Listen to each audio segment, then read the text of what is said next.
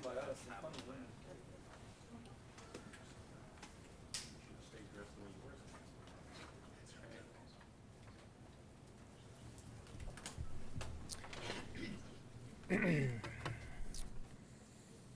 First off, the most important thing that we ought to all put in our minds is this is life-threatening. We have not had a hurricane in years. So many people have moved to our state, and we always have visitors. This storm, hurricane, is life-threatening.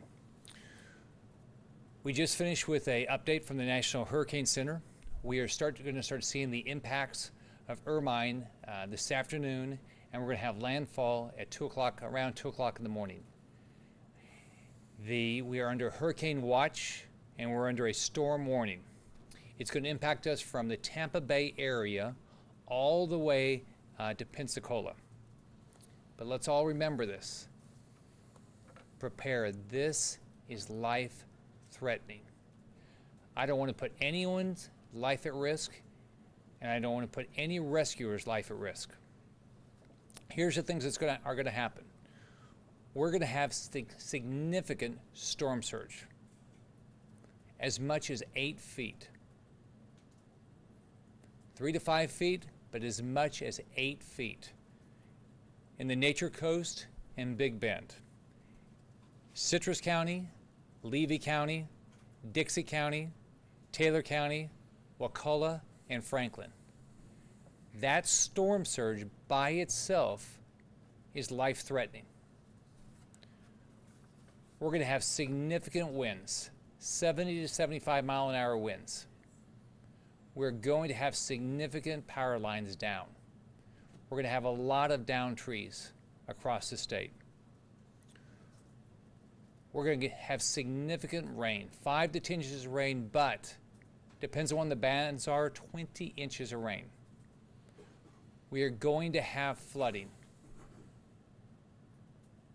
We're going to have storm surge, wind, rain. We're going to have flooding. All of this together, and parts of it by itself, are life-threatening. We have significant risk for tornadoes in Central and North Florida. Some counties, a portion of the county has mandatory evacuations, but only a portion of the county. Those are Franklin, Wakulla, Taylor, Dixie, and Levy. A portion of those counties, a portion have mandatory evacuations. Franklin, Wakulla, Taylor, Dixie, and Levy. 3 counties have voluntary evacuations. A portion of the county, voluntary evacuations. Walton, Jefferson, and Gulf. If you have any question about whether you're in an evacuation zone, call your emergency management office, call your sheriff. You can go to floridadisaster.org/public mapping. floridadisaster.org/public mapping. You can find it out there, or you can go to 850-921-0217. 850-921-0217. And it's floridadisaster.org/public mapping. Take the evacuation seriously. Think of the storm surge, potential of 8 feet of storm surge. The information we'll receive will continue to change, so there'll be more information that will be coming out. Just remember this, we cannot rescue you in the middle of a storm. You're responsible as we go through this storm. We will do everything we can to help you prepare, but you are responsible. Once we can send first responders safely to help you, we will. But hopefully, if everyone's prepared, that will not happen. Charge your cell phone. You don't know when you're going to lose power. We could be out of power for days. We could be out of power for weeks in some places. Charge your cell phone. You should be getting on your cell phone these emergency information. If your cell phone is dead, you cannot get it. So charge your cell phone and keep your cell phone charged. You have no idea when you might lose power. Today, I closed the state offices at noon. That was to allow state workers the opportunity to prepare. More than 20 counties have now closed their schools. If you have any questions about school closures, call your superintendent's office. I did a state of emergency in 51 counties. That's a majority of our state. The goal is when we do those, it's a way for everyone, makes it easier for everybody to work together, the locals, the state, and federal all to work together. Now, this is going to happen today. We're going to have landfall right after midnight. You still have time to prepare. What should you be doing? Now, if you want to, you can go to flgetaplan.com. But think about this. 3 days of water, 3 days of food. If you need medicine, make sure you have it. You have no idea if you'll be able to get it after the storm hits. Have batteries. Have a battery-powered radio. You have no idea if you're going to lose power. If you need to go to a shelter, go now. Don't wait. If you or a family member might need a special needs shelter, find out and go now. If you need a pet shelter, find out and go now. Take care of your neighbors. If we all work together, we'll come out of this storm, hurricane, in good shape. We've already mobilized some of our units some of our units are already ready in our National Guard and have already pre-positioned assets. We have 6,000 members of National Guard ready to mobilize. We are blessed. We have a great National Guard. Our utilities have already pre-positioned assets, and they have joint operating agreements where they share in a time of emergency across state lines all over the country. We have great utilities in our state, and they're going to do everything that they can, but it all depends on how much flooding we have, how much storm surge we have, how many power lines are down, how many trees are down. That will determine how fast they can bring our electricity back up. The Fish and Wildlife Conservation Commission has special operations forces. They have search and rescue teams.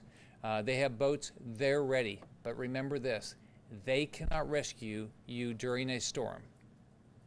They cannot rescue you during a storm. You have to be prepared. I've been talking to local elected leaders. I've been talking to sheriffs today. If you have a question, they are very focused on your safety, call them. Call your sheriff's office. Call your emergency management teams. Call your mayor's office if you have any questions about anything happening locally. Once the storms happen, we're going to have a lot of water. We're going to have flooded roads. Don't drive into water. Don't think your car can make it or your truck can make it. Don't drive into it. Don't touch a down power line. Call your utility as soon as you see it. Do not touch it. I don't want to see anybody harmed because of driving into standing water or touching a power line. Think about all your neighbors. Protect each other. We have a great state. We care about each other. If you know anybody that has a need, call them. Find out what they need. Go to their door. Make sure they're prepared. Remember, we have shelters open across the state. If you think you need to go to a shelter, don't wait, go now. As you know, we are dealing with trying to prevent any increase in the number of cases of Zika we have in the state. And you've heard the message with Zika, we want no standing water. Well, we're going to have some standing water as soon as this happens. So it's incumbent upon all of us, as soon as this storm passes, as soon as we can, safely get rid of standing water, do it. Do it at your house, do it at your business, do it at places where you visit. If we want to continue the progress we made with regard to Zika, we've got to be very diligent as soon as the storm's over and we can safely get rid of standing water. In a few minutes, I'll be going to the Wakulla County Emergency Operations Center at the Sheriff's Office. We'll be meeting with local emergency individuals, and I'll be helping residents there prepare. The bottom line, it's life-threatening. we're going to see big storm surge. We're going to see a lot of rain. We're going to see flooding. We're going to see down power lines. We're going to see there's going to be a lot of risk if we don't do our job. Everybody needs to be prepared. We are blessed. We have the best emergency management teams in the country, at the state and at the local level. We have a great National Guard, but you have got to take this seriously. I'll be glad to answer any questions that anybody has. Governor, on the subject of Zika, you've got some state workers going home to prepare for the storm, but there's still Zika prevention and testing going on. How does Ermine affect the state's Zika combat? Sure. The most important thing is everybody's got to be safe. So right now, we have got to prepare for this storm. So that's why I closed down the state offices in the 51 counties at noon so people could get prepared. The counties where they're going to continue to do their hard work. But right now, I want everybody prepared for this storm. Governor Scott, you've called Ermine a hurricane, but from my understanding, it's still technically a tropical storm. It's a tropical storm. So can you talk about, do you expect it to be a hurricane when it makes landfall, or just clarify the timing? The National Hurricane Center anticipates it will become a hurricane. It's not a hurricane yet, but let's think of the difference. It's going to be, what the estimate is, it's 70 to 75 miles per hour winds. So whether that ends up being at the low end of that and it's a tropical storm, or at 75 and it's a hurricane, it's going to be a lot of wind. It's going to be a lot of storm surge. It's going to be a lot of flooding. Governor, I believe that the Tallahassee is just to the right, I think, of where the eye is going to pass. That's what it says right now. That's probably the largest population that the storm is going to affect, in my understanding. What are some specific operations, or maybe even concerns that you have of it hitting the capital city? We have a lot of beautiful trees in Tallahassee. There's going to be a lot of trees that go down, so which means we're going to lose power. We're going to see flooding. So the biggest, I've already talked to the mayor, the biggest concerns I have right now would be that with this wind, we're going to see down trees, we're going to see down power lines, we're going to see flooding, and so all of us have to be prepared. The storm surge, of course, is going to happen along the coast, so those are my biggest concerns. Governor, it doesn't seem that like Pensacola will be hit that hard. Why shut down state offices out there then? I don't want to why take any chance? I want everybody to be safe. I can't imagine anybody not wanting to be safe in this. We don't know exactly what happens. If you go back, and I remember when Andrew, back in '92, because I had a bunch of hospitals down in Miami, at the last few minutes it turned. And I had a hospital completely demolished because of that. We evacuated hospitals probably 10 miles, 15 miles north of there, 2 hospitals I evacuated. At the end, it turned in the last few minutes. So I'm not going to take any chance. Governor, and perhaps Director Kuhn as well, from a little bit that I saw, it looked like some areas of Tampa and St. Pete were already seeing some flooding and stuff like that. Have you guys gone through and made any decisions about how many resources here to send out to other parts of the state, and how many to keep in reserve for the brunt of the storm, aftermath of the brunt of the storm in this area?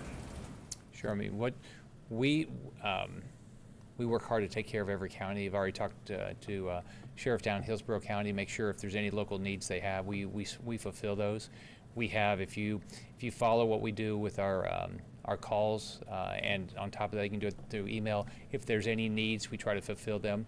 That's why we have potential of 6,000 National Guard members. That's why we pre-position assets all along where we believe the issue is going to be.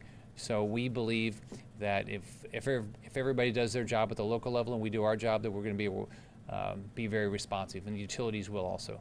Governor Scott, do you have any updated idea about when we're expecting it to become a hurricane? I don't know, Brian, you want to add? It would be sometime this afternoon. Generally, the Hurricane Center will go through and do an update about 2 o'clock, and then the next forecast will come out at 5 o'clock. So I would look at one of those 2 time frames if it had reached the wind strength by then. So I'd look at, again, the 2 o'clock update, or the 5 o'clock would probably be the time when they recategorize it. Got one more for you guys. You've already mentioned 3 days of water, 3 days of food. What else do people need to do if they're sheltering in place? Well, I'd have the food, I'd have the water, I'd have make sure I have a lot of batteries on anything that I need. It's probably a little bit late, but if you have a generator, make sure you have all the fuel for the generator. You've got to make sure you have a battery-powered or hand-powered radio so you can continue to hear what updates. Make sure your phone is charged up. If you lose power, it's going to be difficult, but you're going to get updates through the phone. But just think of anything else you might need if you're out of power.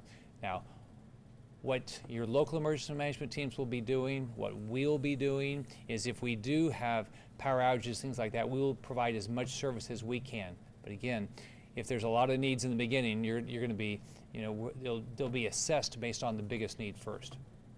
For people in mandatory evacuation areas, how far do they need to evacuate?